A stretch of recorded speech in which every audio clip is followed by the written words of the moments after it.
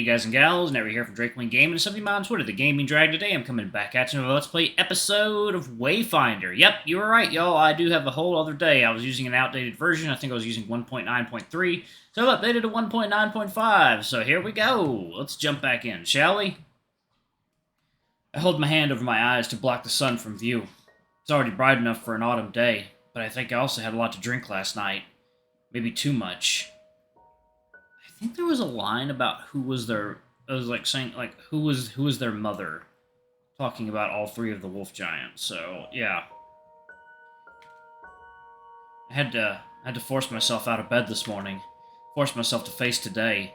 My head is pounding, my nerves are shot, my heart is racing, but still I forge ahead, not knowing what to expect, not knowing how to prepare, not knowing what the day brings except grief and discomfort. And so, instead of pulling the covers back over my head, I pulled them off. I woke up. I got dressed. I took the first train here. The fear of the unknown isn't even the worst part of today. The worst part of today is the part that I've grown used to over the last 8 years. But I focus on the unknown to calm myself. Will I really go with these wolves? Even after almost being killed with such a simple thing scares me.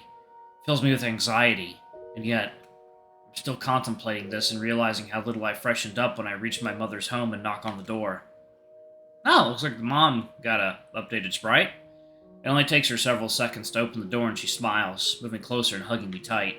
She's gonna crush the flowers. Oh, Finn, you made it! Hey, Mom. Careful with the flowers. She laughs and pulls away, looking me over, slightly pressed flowers and all.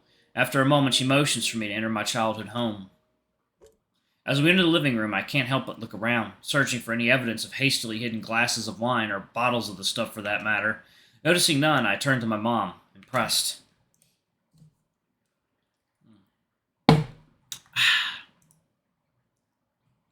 No alcohol? You're sober? Today of all days? She smiles and nods excitedly. I wanted to surprise you. I decided it was time to finally turn over a new leaf. I realized when I called you the other day that I need to be more aware of what I'm doing to de-stress and cope with things. I threw it all away. I haven't had a drop since. I look at her in awe, smiling. Damn. She's got me beat by half a week. Wow, Mom, I'm seriously proud of you. I'm sure Dad is too. Thank you, Finn. That means a lot to me.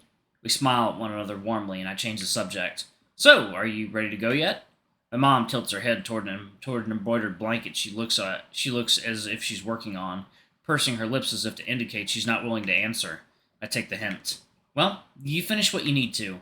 Mind if I wash up? I didn't get a chance to shower. Go on ahead, sweetie. You know where the towels are. I do. I head up the stairs to the bathroom. Entering the bathroom, I close the door, slumping against it with a sigh. It's tough to see her like that, pretending things are alright, but am I really doing anything different? I woke up knowing today would be tough for me. I can only imagine how it is for her. Still, I hope everything goes well so that I'm in a good headspace tonight.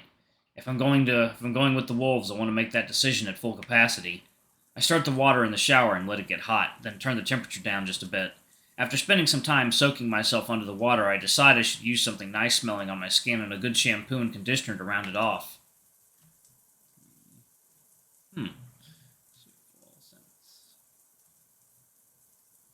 I start to rinse through my hair and run my hands through it. Looking over the shower caddy, I reach for a bottle of citrus and hibiscus shampoo and begin to pour a healthy dollop into my hand. Closing the bottle, I set to work applying it to my hair and working it into a lather. After about a minute of exfoliating and scrubbing, I start to rinse it out. I work on my hair for another few minutes, taking care to also treat it with a hibiscus honey conditioner. I decide to use a bar of lavender soap to wash my body with, and after a few minutes scrubbing and doing another round, I rinse off completely. I set the water to be a bit cool, and then, after finishing, I grab my towel off the bar next to the shower and step out to dry off.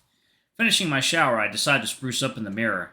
It's surprisingly unclouded by condensation, likely because of the mirror heating pad my mom was raving about to me on the phone sometime last week. After I'm done, I get dressed once more and head downstairs. When I'm down the stairs, I turn to my mother, smiling and presenting myself.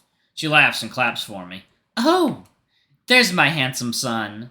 I don't know who that tired, world-weary man was earlier, but he's gone now. I laugh and wave off the comment. You all finished? My mom nods and holds up the beautiful embroidered blanket she's been working on. Yes, all finished. See? I smile and hold a thumb up. It looks like it was made by a master of her craft, as usual.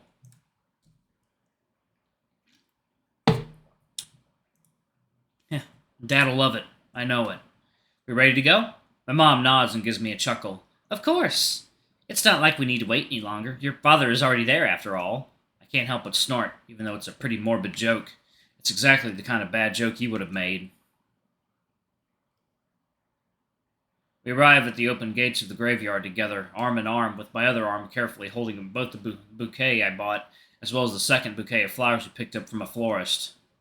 Mom is carrying the embroidered blanket over her other arm, held against her waist, with an envelope in her hand. As we cross the threshold, I feel a strange feeling washing over me. Some heavy feeling that I know isn't the sadness I brought with me. My mom speaks to me. Are you alright? You stopped. Yeah, I just wanted to check on you. Do you need anything before we go on? She ponders for a moment, as if she is debating saying something, but shakes her head. No, I'll be okay. We should get going before the graveyard fills up with people. There's supposed to be a funeral today. That's odd, but not entirely unheard of, I suppose. Won't that interrupt service? The church attached to this graveyard doesn't hold regular mass anymore. They're likely holding the funeral mass here, though. I don't see any cars, but we shouldn't be over long anyway. I nod and we continue on. A moment later, my mom stops me. Finn, thank you for being here.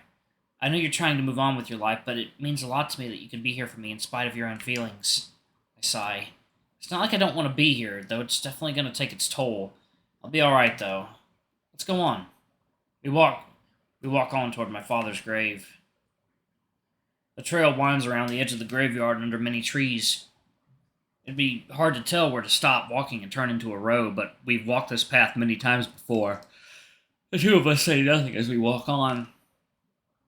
I look at the names on the gravestones lining the dirt path as we pass. The ones that haven't faded are starting to look familiar after all the times I've been here before. My mom is humming a song next to me. It's a song my father used to sing all the time. I smile and start to sing the song, and my mom smiles and hums along. As I'm singing, I feel the same sadness I felt at the entrance, further amplified by our direct proximity to the graves, no doubt. I wonder if it's something findery. I imagine Bjorn telling me something cool, like it being residual grief left from the many people who have mourned here or something. However, now that I think about it, it makes a lot of sense and I laugh to myself. There isn't anyone around physically, but this side of the graveyard is the most graves, after all. It's also less creepy than the alternative, which is that I'm sensing ghosts. I shudder. My mom stops us again, looking at me. Are you cold? You were just shaking. No, I just spooked myself. Was thinking about ghosts being real or something. She laughs and pats me on the shoulder. I point over to a row of graves. That's the row, Mom. We're here, Dad.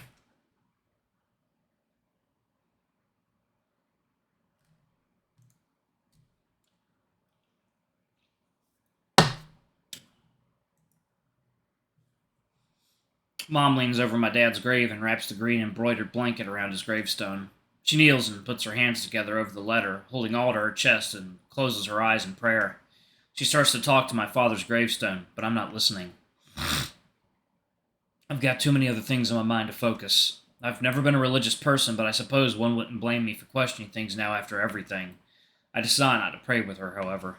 I'm not going to have a finding God crisis just because I met a few wolf giants. I mean, that's not... you basically found out that the Nordic mythology is at least partially real, so that probably does need to make you start questioning things. Instead, I kneel down next to her and put the flowers against the gravestone. My mom continues to speak aloud. Your son is here, too. He brought you flowers. Aren't they lovely? She's in tears, and I wrap an arm around her and pull her into a hug. How dangerous a thing is what the wolves want me to do. Will I die? When I die, is what she's going to do? Is that what she's going to do at my grave? Will she even know what becomes of me? My mom spends the next hour alternating between crying into my shoulder and telling my dad's gravestone about as many things that happened in the last year as she can remember. After a while, she wipes her tears. Standing up, she pats me on the shoulder. We should get heading back soon, Finn. I look up at her and sigh. Can I get a few minutes alone first, Mom? She nods and walks down the path, heading back to the winding trail. I don't feel her nearby, so I turn back toward my dad's grave. Hey, Dad. It's me. I hear nothing, of course, just the rustling and whistling of the wind through the greenery all around me. I feel my heart racing again. My breathing starts to shallow. Breathe in. Slow. Hold it. Good. Breathe out. Slower. Dad, have you ever had to do something scary? So scary and unprecedented for anyone's age, let alone someone young? I sit there, my heart swelling. I wonder how you made it through, if you did. I lower my gaze to the ground. My breathing is shallowing again. Sitting down, I wrap my knees up against my chest. Dad, I've been so stuck in the past and the things I've been through. I'm almost too scared to move on into this new part of my life. Breathe in, slow. Picking a major, dating guys, beating these wolf giants. Breathe out, slower. All of it is just breathe in, but it hitches. Breathe out, try again. I feel the tears welling up now and dip my head into my knees against my arms.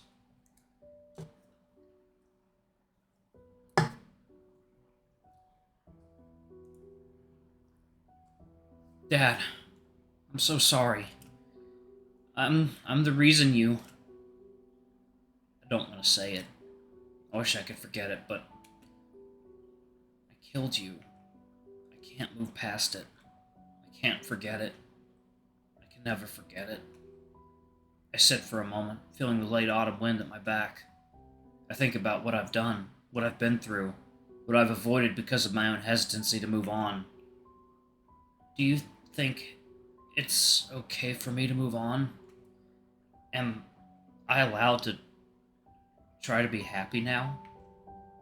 Do you think I can let myself find some happiness?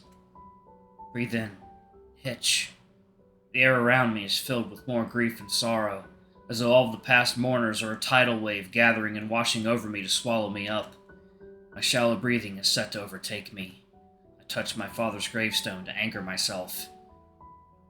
Maybe I'll just hold myself back for another year. Breathe in. Hitch. Breathe out. Try again. I'm the one refusing to let myself be happy, but still. Breathe in and feel my lungs fill up. I'm too scared to do anything about it. Then I feel a warmth at my back, like the first light of dawn on a frosty morning. It cascades over me, holding me in its embrace. I smile. I breathe in long and deep. Then I laugh, and I cry. Maybe it's only now, after I'm forced into something new, that I can finally move on. I wonder, if I go with these wolves to their world, will I find what I'm looking for? I wait a moment, wondering what he'd say to me. There's no way of knowing now, I suppose. Goodbye, Dad. I love you. And I miss you. I hope that next time I can bring someone I love, and who loves me, here with us. I rise, touching the gravestone once more, and travel back down the path to the trail. I give my mom another hug. She doesn't ask any questions, and after a few moments we pull apart and get ready to leave together. Looking up to the sky, I see the blanket of clouds covering the world. The air around me gets a little warmer, and I feel safe.